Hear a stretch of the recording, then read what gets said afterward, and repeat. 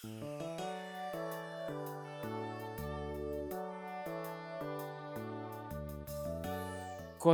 tretji prispevek znotraj panela tukaj vojaškega zgodovinopisja bo predstavil docent dr. Blaž Torkar. Njegov prispevek nosi naslov Vojaško študijsko potovanje, učinkovit način, kako vključiti vojaško zgodovino v sistem vojaškega izobraževanja. Docent dr. Blaž Torkar, znanstveni sodelavec, je po osnovni izobrazbi univerzitetni diplomirani politolog smeri obramboslovja in pa profesor zgodovine, je pa tudi doktor zgodovinskih znanosti. Za svojo diplomsko nalogo z naslovom Rekrutacija in urjenje slovenskih pripadnikov misij britanske uprave za posebne operacije je prejel tudi Prešernovo nagrado Filozofske fakultete Univerze v Ljubljani. Leta 2010 je na Fakulteti za humanistične študije Univerze na Primorskem doktoriral z disertacijo Ozadja delovanja ameriških obveščevalne službe OSS v Sloveniji 1943-1945. Mene še posebej veseli, ker je dr. Blaž Torkar raziskoval tako primarno arhivsko gradivo v ameriških, britanskih, italijanskih, nemških in pa srbskih arhivih. Je avtor tudi znanstvene monografije Prikriti odpor ter številnih drugih znanstvenih in strokovnih objav z področja sodobne vojaške zgodovine in pa tudi avtor monografije, ki je bila izdana v Združenih državah Amerike, Mišan Jugoslavija. Nenazadnje sekcija za vojaško zgodovino je tudi Zveza zgodovinskih društev oziroma komisiji za podelitev nagrad Clio in dr. Ervina Dolenca predlagala to delo za nominacijo za nagrado prejšnje leto. No, kot štipendist Ministrstva za obrambo se je leta 2005 zaposlil v Slovenski vojski in od maja 2006 je zaposlen v Centru vojaških šol, v katerem je tudi predavatelj in pa nosilec predmeta vojaška zgodovina. Je pa tudi kot docent predavatelj na Filozofski fakulteti na oddelku za zgodovino Univerze v Mariboru. Dr. Torkar, beseda je vaša. Hvala za ta uvod. Se bom skušal držati tajminga, da ne bomo preveč pozni, ker ob 17. že nadaljujemo drugi dogodki. Torej, zakaj vojaško študijsko potovanje? To je način, kako vojaško zgodovino uporabiti v sodobnem izobraževanju vodstvenega kadra. Po domače rečeno je to, kako uporabiti vojaškega zgodovinarja danes v oboroženih silah. Se pravi, moraš nekako opravičiti svoj obstoj in to je eden od načinov, zakaj smo danes v vojski uporabni. Torej, zahteva tak sistem izobraževanja, ne zahteva samo zgodovinsko znanje, ampak zahteva širše vojaško znanje, predvsem znanje strategije in tudi drugih vojaških disciplin, ki jih pri študiju zgodovine ne moreš dobiti. To je ta manko, s katerim se dostikrat soočamo. Gre torej za posredovanje izkušenj iz preteklosti vojaškemu vodstvenemu kadru, gre za izkustveno učenje in neposredno na bojišču, kjer je nek določen vojaški spopad potekal. Imamo 3 tipe takih vodenj. Eno je taktična vaja brez moštva, to je osnovna vojaška vaja, ki se dogaja na področju, kjer je nek spopad potekal in nima nobene veze z zgodovino. Ogled bojišča, temu bi se reklo po angleško battlefield tour, to se je delalo recimo tudi včasih, to je bilo recimo v bivši Jugoslaviji, še pomnite tovariši, se pravi, ko se je šlo na neko bitko z veterani in so oni razlagali, kaj se je dogajalo. To se tudi danes dogaja, se pravi, tu ima glavno vlogo predavatelj, ki razlaga, drugi poslušajo, nekateri spijo, nekateri sodelujo in podobno. Vojaško študijsko potovanje je pa to, kar je danes torej najbolj aktualno. Razvilo se je v 19. stoletju v Prusiji. Helmut Moltke je bil glavni, ki je hotel svoj oficirski kader peljati na teren in ugotoviti, kaj smo delali narobe, kaj moramo narediti v bodoče, da bomo delali prav. To je torej poanta tega. Se pravi, tu v vojaškem študijskem potovanju zgodovinar ni nekdo, ki posreduje znanje. On je mentor, ki deli naloge, ki deli literaturo, vire udeležencem, oni se pripravijo in on koordinira, deli naloge, vodi diskusijo med udeleženci, ki morajo na to stvar biti pripravljeni. To je razlika. Se pravi, tu pri tem je tista faza priprave bolj pomembna kot faza izvedbe. Torej, namen je kritično razmišljanje, kreativno reševanje problemov, spretnost odločanja. Cilji študijskega potovanja so, se pravi, da se bomo rekli, izobražuje kader v vodenju in poveljevanju, v tem, kako je delovala logistika, v tem, kako se odloča v kriznih razmerah, kakšna je dinamika vodenja in delovanja. In pri tem je seveda pomembno pri vojaškem študijskem potovanju, kakšen je načrt, se pravi izobraževanje, kako potaljamo naloge, da gremo prej na teren pred samim izobraževanjem, da določimo točke, kjer bomo izvajali določeno izobraževanje in na koncu pride do izvedbe in seveda na konec koncev sama analiza celotnega delovanja. Torej, izbrati moramo ustrezen kader, ki ga bomo imeli na študijskem potovanju, določiti lokacije na terenu. Mi moramo izbrati teren, kje se je neka bitka, operacija, kampanja odvijala in ta teren mora biti seveda pravšen, se pravi, mora biti čim bolj podoben tistemu, kar je bilo recimo 70, 80, 100 let nazaj. Če se je teren preveč spremenil, zadeva ni uporabna.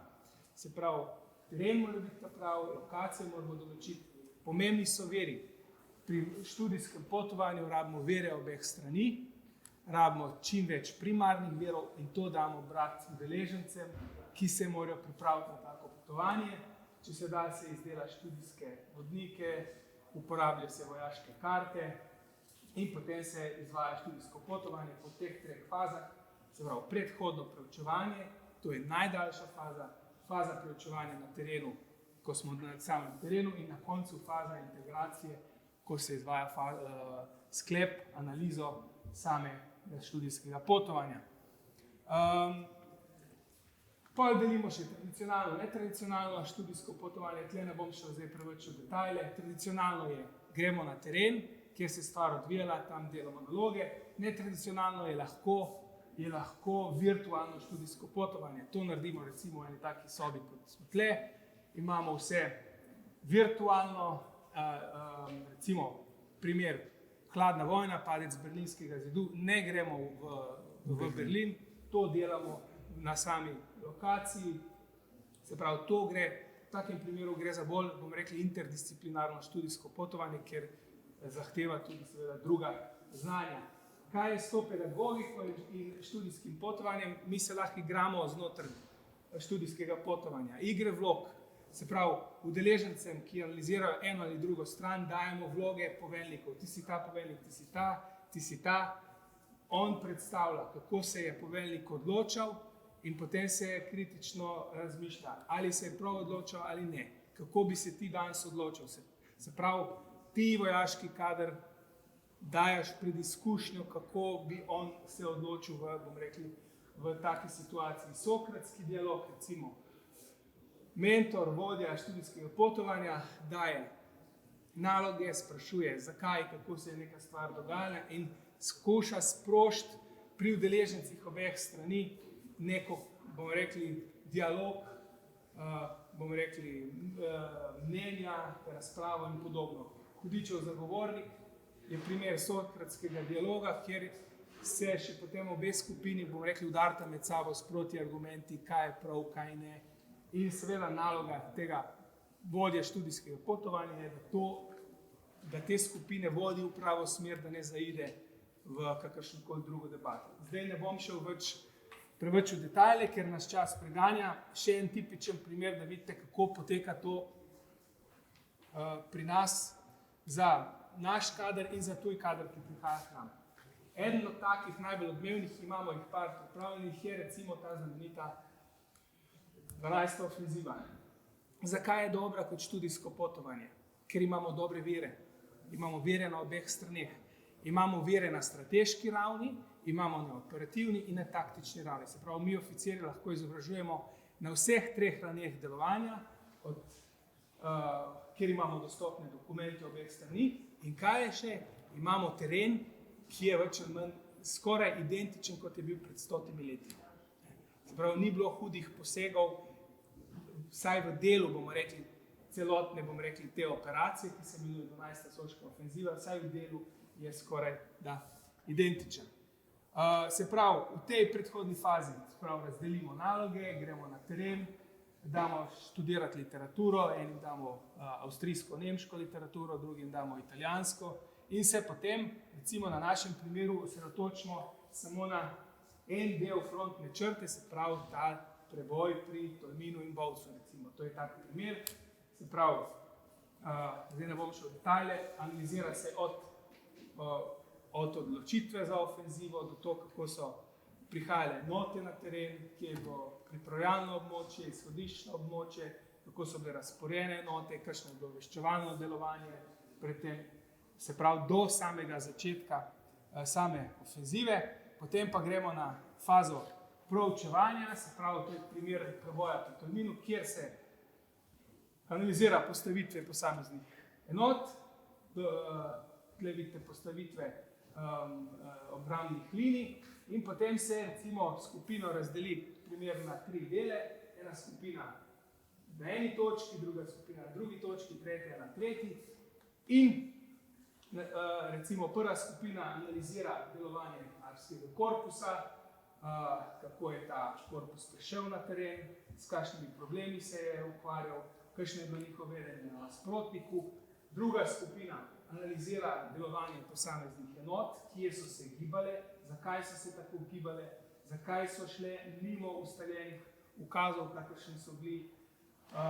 Tretja skupina, kako je prišlo, bomo rekli, do preboja v tretjo obrambno linijo in potem napredka do samega vrha Matajurja. Zdaj govorim res bolj nasplošno, ne grem v detajle, ker nam primanjkuje časa. Tu sem vam dal malo za pokušeno, da vidite, s kakšnim gradivom se mi ukvarjamo na takih študijskih potovanjih. Potem se analizira same zemljevide, kje se je določena enota premikala, zakaj se je tako premikala, s kakšnimi problemi se je ukvarjala in kako se je branil nasprotnik, zakaj je odreagiral v določenih primerih na določen način, zakaj ni odreagiral in podobne zgodbe. Pri tej ofenzivi je pomembno to. Pomembna je z dveh vidikov. Eno je z področja vodenja in poveljevanja in druga je z področja taktike. Zaradi tega je ta ofenziva zanimiva. Vodenje in poveljevanje zaradi tega, ker se je na tej ofenzivi imamo korenine, osnove vodenja in poveljevanja s poslanstvom, ki je danes značilna in zelo, bomo rekli, popularna, predvsem v članicah Zveze NATO. In korenine vsega tega so v tej ofenzivi in v ofenzivah, ki so bile tudi nekaterih drugih v sami prvi svetovni vojni. In tu se na posameznih primerih, kako je recimo Württemberški gorski bataljon deloval, vidi, išče prvine, kako se je takrat poveljevalo in kako se danes poveljuje. Se pravi, tu lahko damo v vlogi recimo Erwina Rommla, ki je tukaj imel pogled recimo na napad na Kuk, lahko da enega od naših častnikov in se ga vpraša, se pravi, kako je on odreagiral, kako bi ti danes odreagiral, če bi imel na razpolago tako oborožitev, take enote, kot jo je imel takratni poveljnik. Se pravi, konstantno se išče, kot se reče v angleščini, neki lessons learned oziroma izkušnje iz preteklosti, ki se jih lahko aplicira na današnje znanje, ki je potrebno vojaškim voditeljem. Se pravi, kot sem rekel, konkretno v tem primeru učimo, bomo rekli, vojaške poveljnike predvsem v dveh smerih. Eno je vodenje in poveljevanje, to je mission command, se pravi, poanta tega poveljevanja je, da se da, bomo rekli, inicijativo poveljnikov nižjega ranga, da sami po svoje enoto usmerjajo, kako bojo z njo operirali, da se jim končni cilj, se pravi misijo, kako bo do tega cilja prišel, je poveljnikova njegova, bomo rekli, osebna odločitev. Pri taktiki se pa gleda to, da to ni več značilna taktika prve vojne, konkretno v tej ofenzivi, ampak da gre za že taktiko prodora, ki se potem v drugi svetovni vojni razvije v to hitro manevrsko vojskovanje, ki jo danes drugi poznajo predvsem pod imenom kot hitra bliskovita vojna. Se pravi, išče se zametke tega, kar se je, rekli, potem kasneje iskalo v drugi svetovni vojni. Tako, jaz bom zdaj s tem svojo predstavitev končal, da ne bomo predolgi in nadaljujemo s programom.